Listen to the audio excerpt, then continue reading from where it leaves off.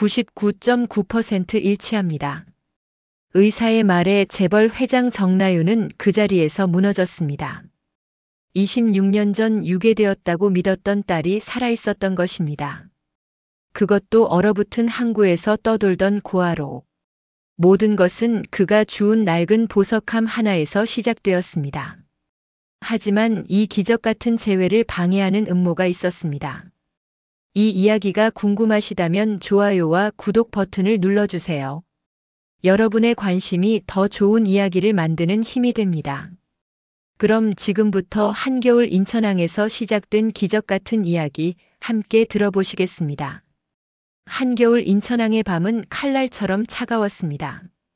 얼어붙은 바닷바람이 폐창고 사이를 휘몰아치는 가운데 26살의 이서훈은 비틀거리며 걸었습니다.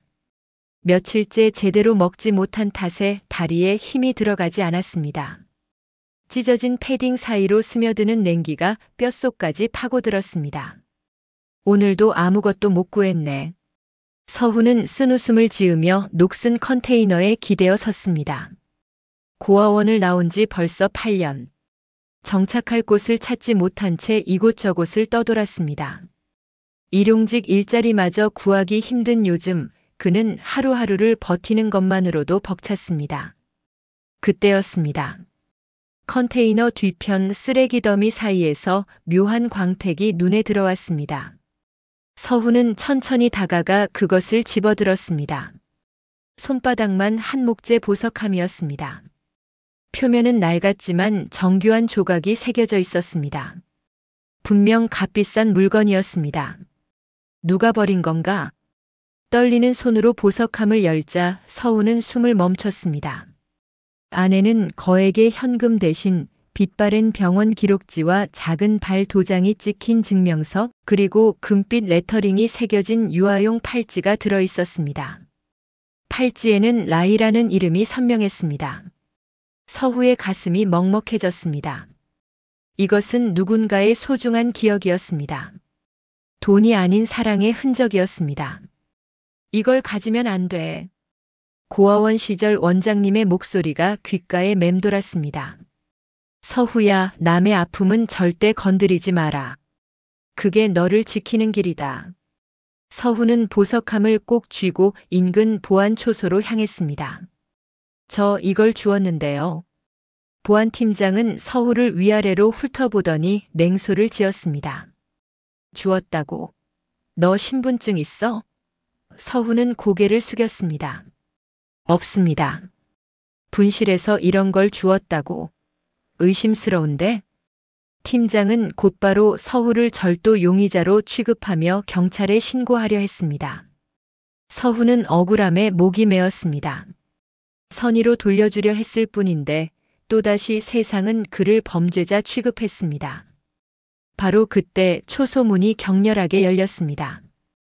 흑색 코트를 입은 중년 여성이 들어섰습니다. 정나윤. 한국 굴지의 호텔 재벌 회장이었습니다.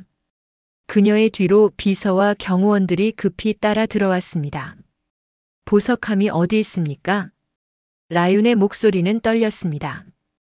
보안팀장이 서둘러 보석함을 내밀자 라윤은 그것을 받아든 순간 그대로 주저앉았습니다. 팔찌를 꺼내든 그녀의 손이 격렬히 떨렸습니다. 라희야, 내 딸. 라윤은 그 자리에서 울부짖었습니다. 20년 전 유괴되었다고 믿어온 딸의 유품이었습니다. 그녀는 수십 년간 이 팔찌를 찾아 헤맸습니다. 그리고 지금 그것이 자신의 손에 돌아왔습니다. 라윤이 고개를 들어 서후를 바라본 순간 그녀의 눈이 커졌습니다. 서후의 얼굴에서 죽은 남편의 젊은 시절 모습이 겹쳐 보였기 때문이죠. 당신이 이걸 찾아준 겁니까? 서후는 조심스럽게 고개를 끄덕였습니다. 네, 그냥 돌려드리려고. 라윤은 서후를 물끄러미 바라보다 천천히 입을 열었습니다. 당신 이름이 뭡니까? 이서후입니다. 라윤의 시선이 흔들렸습니다. 묘한 직감이 가슴을 파고들었습니다. 라윤은 서후를 자신의 호텔 스위트룸으로 데려갔습니다. 경호원들이 조심스럽게 반대했지만 라윤의 결심은 확고했습니다. 이 사람은 내 딸의 유품을 되찾아준 은인입니다. 최상의 예우로 모셔야 합니다. 50층 펜트하우스로 오르는 엘리베이터 안 서훈은 불편한 듯 벽에 붙어 섰습니다. 찢어진 옷과 더러운 신발이 고급스러운 공간과 너무나 대비되었습니다. 라윤은 그런 서울을 따뜻한 눈빛으로 바라보았습니다. 긴장하지 마세요. 당신은 손님입니다. 스위트룸 문이 열리자 서훈은 그 광경에 압도되었습니다. 통유리 너머로 보이는 인천항의 야경, 화려한 샹들리에 고급스러운 가구들.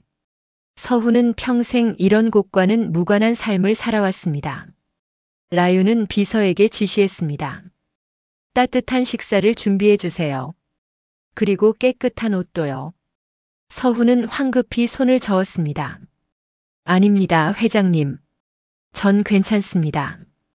괜찮지 않아요. 제대로 먹지 못한 게 보입니다. 잠시 후 차려진 식탁에는 따뜻한 스프, 스테이크, 샐러드가 놓였습니다. 서훈은 처음 보는 음식들 앞에서 어색하게 앉았습니다. 라윤이 부드럽게 말했습니다. 드세요. 편하게요. 서우가 조심스럽게 스프를 떠먹는 모습을 보며 라윤은 가슴이 저려왔습니다. 굶주린 듯 음식을 삼키면서도 예의를 잃지 않으려는 그 모습이 애처로웠습니다. 서후 씨, 당신에 대해 좀 들려줄 수 있나요? 서훈은 숟가락을 내려놓고 천천히 입을 열었습니다. 저는 고아원에서 자랐습니다. 제가 태어난 병원도 부모님이 누군지도 모릅니다. 기록에는 그냥 신생아 6이라고만 적혀 있었어요. 라윤의 손이 떨렸습니다. 태어나자마자요? 네. 원장님께서 들려주신 얘기로는 병원 앞에 버려진 채 발견됐다고 해요. 그래서 이름도 시설에서 지어준 거예요.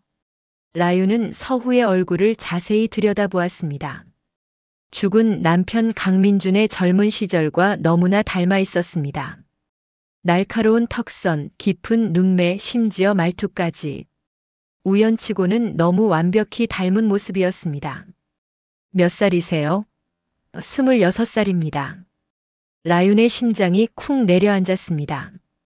딸 나이가 유괴된 지 정확히 26년이었습니다.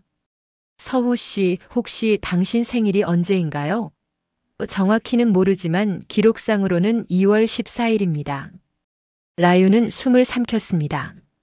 라희의 생일도 2월 14일이었습니다. 라윤은 떨리는 손으로 지갑에서 낡은 사진 한 장을 꺼냈습니다. 20년 전 남편이 아기를 안고 웃고 있는 사진이었습니다. 서후에게 그 사진을 내밀며 물었습니다. 이 사람이 누구 같아 보이나요? 서후는 사진 속 남자를 보고 깜짝 놀랐습니다. 이건 마치 제 모습 같은데요? 맞아요. 당신이 내 남편과 너무 닮았어요. 라윤의 눈에 눈물이 고였습니다. 제 딸이 유괴당한 날 병원에서 기록 착오가 있었어요. 경찰도 병원도 정확한 정보를 주지 못했죠. 그날 이후 저는 평생 딸을 찾아 헤맸습니다. 서훈은 혼란스러웠습니다.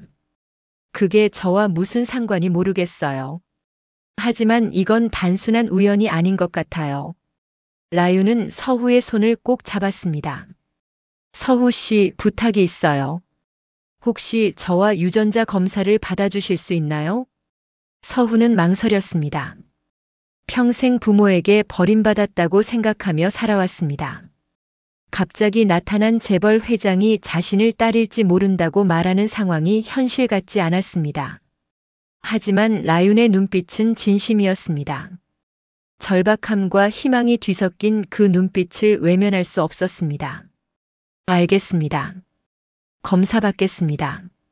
라윤은 서후의 손을 더욱 꽉 쥐었습니다. 고마워요, 서후 씨. 정말 고마워요. 그날 밤 라윤은 창밖을 바라보며 중얼거렸습니다. 민준아, 혹시 우리 딸이 돌아온 걸까? 라윤의 의붓동생 정세호는 본사 회의실에서 급한 연락을 받았습니다. 비서가 조심스럽게 보고했습니다. 회장님께서 어떤 여자를 호텔로 데려가셨습니다. 유전자 검사를 지시하셨다고 합니다. 세훈의 얼굴이 굳었습니다. 뭐라고? 유전자 검사? 네, 그리고 그 여자가 회장님 따님의 유품을 찾아냈다고 합니다. 세훈은 와인 잔을 탁자에 내려놓았습니다. 손이 미세하게 떨렸습니다. 20년간 공들여 쌓아온 계획이 한순간에 무너질 수 있는 상황이었습니다. 라윤에게 자식이 없기에 자신이 당연히 후계자가 될 거라 믿어왔습니다. 아니, 그렇게 만들어왔습니다. 그 여자에 대해 모든 걸 파악해. 지금 당장. 세훈은 즉시 사설 조사팀을 고용했습니다. 일주일도 안 되어 이서후의 과거가 낱낱이 드러났습니다. 고아원 출신, 떠돌이 생활, 범죄 기록은 없지만 불안정한 이력. 세훈의 입꼬리가 비틀어졌습니다. 완벽하군. 이 정도면 충분히 조작할 수 있어. 세훈은 자신의 인맥을 총동원했습니다. 기자들에게 은밀히 접촉하고 서우가 과거에 절도 혐의로 조사받은 적이 있다는 거짓 정보를 흘렸습니다. 실제로는 단순 오해로 풀린 사건이었지만 세훈은 그 내용을 교묘하게 왜곡했습니다. 며칠 후 언론이 들끓기 시작했습니다. 재벌 회장, 정체불명 여자과 유전자 검사 진행. 고아원 출신 떠돌이, 거액 상속 노린 사기극. 전문가들 전형적인 보석 사기 수법 지적. 기사는 서울을 마치 계획적인 사기꾼처럼 묘사했습니다. 그의 과거 사진들이 무단으로 도용되었고 맥락 없이 편집된 영상까지 온라인에 퍼졌습니다. 라윤은 아침 뉴스를 보고 경악했습니다. 이게 대체 무슨 비서가 급히 보고했습니다. 회장님, 기사가 계속 쏟아지고 있습니다. 누군가 조직적으로 정보를 흘린 것 같습니다. 라윤은 즉시 서후에게 연락했습니다. 서후는 게스트룸에서 같은 기사를 보고 있었습니다. 서후의 얼굴은 창백했습니다. 라윤이 방문을 열고 들어왔을 때 서후는 고개를 들지 못한 채 말했습니다. 회장님, 죄송합니다. 제가 폐를 끼친 것 같습니다. 무슨 말을 하는 거예요? 이 기사들 다 저 때문입니다. 저는 정말 아무것도 훔치지 않았습니다. 그냥 유품을 돌려드리려고 했을 뿐이에요. 서후의 목소리는 떨렸지만 눈빛은 정직했습니다. 라윤은 그 솔직함에 가슴이 저렸습니다. 서후 씨, 나는 당신을 믿어요. 이건 누군가의 계획적인 공격입니다. 바로 그때 라윤의 전화가 울렸습니다. 세훈이었습니다. 누나, 이게 무슨 소동이에요? 회사 이미지가 엉망이 되고 있어요. 라윤은 냉정하게 대답했습니다. 세훈아, 내 사생활에 간섭하지 마. 사생활이요? 이건 회사 전체의 문제예요. 그 여자가 사기꾼이라는 증거가 계속 나오고 있다고요. 라윤은 전화를 끊어버렸습니다. 세훈의 목소리에서 거짓된 걱정을 느꼈습니다. 서후 씨, 겁먹지 마세요. 진실은 반드시 밝혀질 겁니다. 서후는 고개를 숙였습니다. 저 같은 사람 때문에 회장님이 고생하시는 게 죄송합니다. 그런 말 하지 마세요.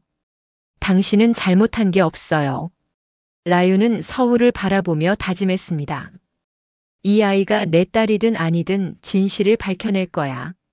그리고 배후를 반드시 찾아낼 거야.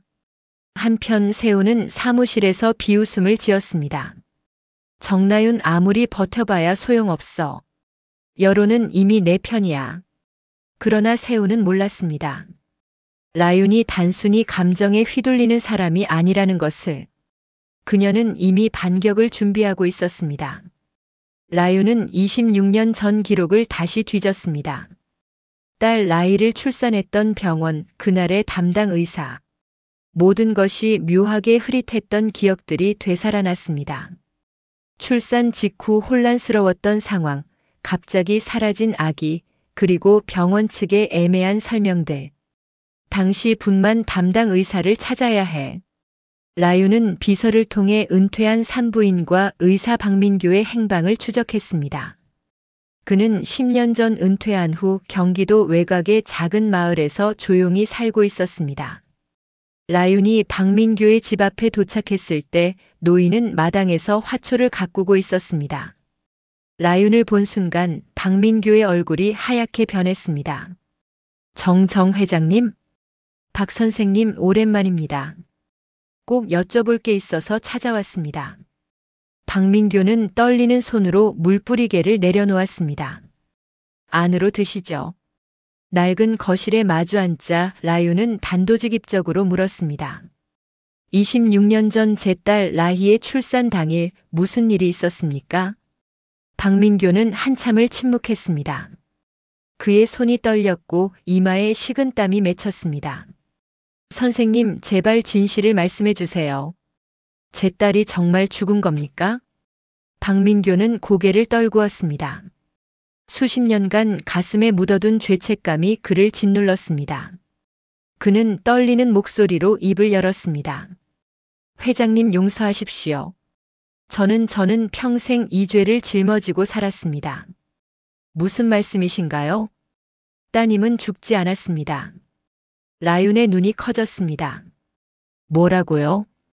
유괴범은 병원 내부에 있었습니다.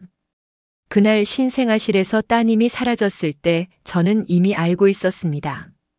누군가 계획적으로 아기를 빼돌렸다는 걸요. 박민규는 떨리는 손으로 낡은 수첩을 꺼냈습니다.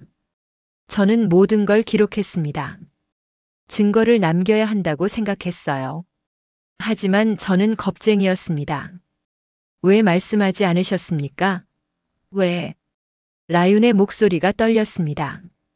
박민규는 눈물을 흘렸습니다. 협박을 받았습니다. 제 가족을 해치겠다고. 그리고 병원 기록도 이미 조작되어 있었습니다. 제가 말해도 아무도 믿지 않을 상황이었어요. 누구입니까? 누가 그랬습니까? 박민규는 고개를 들어 라윤을 똑바로 바라보았습니다. 회장님 가족 내부에서 벌어진 일입니다. 아기를 되찾지 못하게 하려던 세력이 있었어요. 그들은 따님이 태어나는 것 자체를 원하지 않았습니다. 라윤은 온몸이 무너지는 듯한 충격을 받았습니다. 가족 내부라니. 당시 병원에 출입했던 사람들 중에 수상한 움직임이 있었습니다. 그리고 그 사람들은 모두 회장님 집안과 연관된 사람들이었어요. 박민규는 수첩을 라윤에게 건넸습니다. 이게 제가 몰래 남긴 기록입니다. 당시 신생아실 출입 기록, 의심스러운 전화 내역, 그리고 병원 기록이 조작된 정황들. 라윤은 떨리는 손으로 수첩을 받아들었습니다. 페이지를 넘기면서 눈물이 쏟아졌습니다. 제 딸이 살아있다는 말씀이신가요? 확신할 수는 없습니다. 하지만 그날 병원에서 사라진 아기는 분명 살아있었습니다. 그 후 어떻게 되었는지는. 라윤은 주먹을 불끈 쥐었습니다. 분노와 슬픔 그리고 희망이 뒤섞였습니다. 박 선생님, 이제라도 진실을 말씀해 주셔서 감사합니다. 늦어서 죄송합니다. 정말 죄송합니다. 라윤은 수첩을 꼭 안고 박민규의 집을 나섰습니다. 차 안에서 그녀는 흐느꼈습니다. 26년간 품어온 의문이 풀렸지만 동시에 더 큰 배신감이 밀려왔습니다. 가족 내부 세운이가 그랬던 건가? 라윤의 눈빛이 차갑게 변했습니다. 이제 더 이상 참지 않을 것입니다. 유전자 검사 당일 서훈은 병원 복도를 불안하게 서성였습니다. 라윤은 그런 서후의 어깨에 손을 올렸습니다. 괜찮아요. 결과가 어떻게 나오든 당신은 내게 소중한 사람입니다. 서훈은 고개를 들었습니다. 회장님, 만약 제가 따님이 아니라면 어떻게 하시려고요? 라윤은 따뜻하게 미소 지었습니다. 그래도 당신은 내 딸의 유품을 되찾아준 은인이에요. 그것만으로도 충분합니다. 체열실로 들어간 서훈은 떨리는 팔을 내밀었습니다. 간호사가 부드럽게 말했습니다. 금방 끝나요. 긴장 푸세요. 바늘이 피부를 뚫는 순간 서훈은 이상한 감정에 휩싸였습니다. 평생 자신이 누구인지 몰랐습니다. 부모도 뿌리도 없이 떠돌았습니다. 하지만 이 작은 피 한 방울이 모든 것을 바꿀 수 있었습니다. 라윤도 같은 검사를 받았습니다. 그녀는 침착해 보였지만 손을 꽉 쥔 채 떨고 있었습니다. 일주일 후 결과가 나옵니다. 라윤에게 일주일은 지옥처럼 길게 느껴졌습니다.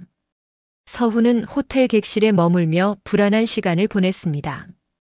라윤은 매일 그를 찾아와 함께 식사를 했습니다. 서후 씨, 고아원 생활은 어땠나요? 힘들었지만 나쁘지만은 않았어요. 원장님이 잘 돌봐주셨거든요. 라윤은 서후의 이야기를 들으며 눈물을 참았습니다. 만약 이 아이가 정말 자신의 딸이라면 자신의 품이 아닌 타인들과 어울려 생활했을 생각을 하니 안타까운 마음이 들었습니다. 한편 세훈은 불안에 떨고 있었습니다. 유전자 검사 결과가 언제 나온다고? 이번 주 금요일입니다. 결과를 조작할 방법은 없나? 비서가 조심스럽게 대답했습니다. 불가능합니다.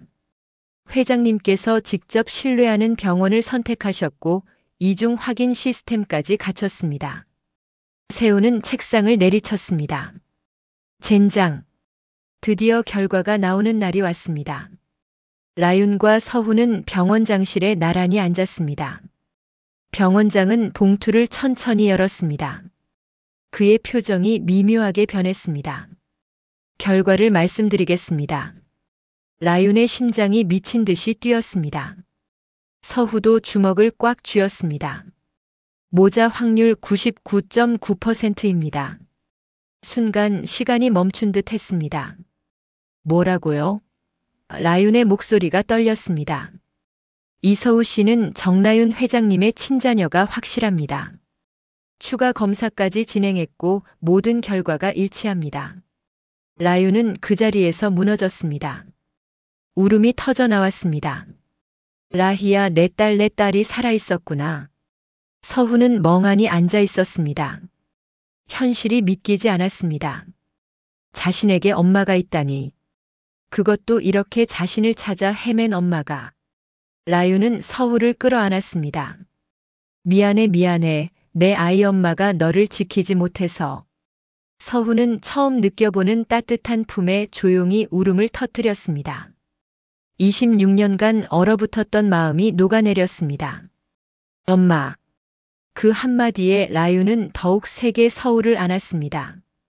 두 사람은 한참을 그렇게 울었습니다. 병원 밖에서 대기하던 경찰이 들어왔습니다. 정나윤 회장님, 정세훈 씨 체포영장이 발부되었습니다. 박민교 박사의 증언과 증거 자료를 토대로 아동 유괴, 문서 위조, 명예훼손 혐의가 인정되었습니다. 라윤은 눈물을 닦으며 고개를 끄덕였습니다. 알겠습니다. 법대로 처리해 주세요. 세훈은 사무실에서 경찰에게 체포되었습니다. 이건 오해예요. 증거가 어디 있어요? 증거는 충분합니다. 동행하시죠. 라윤은 서후의 손을 꼭 잡았습니다. 서후야, 아니 라희야. 아직 서후로 불러주세요. 익숙해지려면 시간이 필요할 것 같아요. 라윤은 미소 지었습니다. 좋아. 천천히 가자. 우리에겐 이제 시간이 많으니까. 라윤은 서후의 뺨을 감싸 안았습니다. 26년 만에 엄마와 딸이 다시 만났습니다. 서후가 라윤의 집에 처음 발을 들인 날 그 규모에 압도되었습니다. 한남동 언덕 위에 자리한 저택은 마치 영화 속 배경 같았습니다. 넓은 정원, 분수, 그리고 따뜻한 조명이 켜진 거대한 저택. 여기가 제가 살 곳인가요? 라윤은 부드럽게 미소 지었습니다. 우리가 살 곳이야. 이제 이곳은 내 집이기도 해. 서훈은 조심스럽게 현관문을 들어섰습니다. 집사와 가정부들이 정중하게 인사했습니다. 어서 오세요, 아가씨.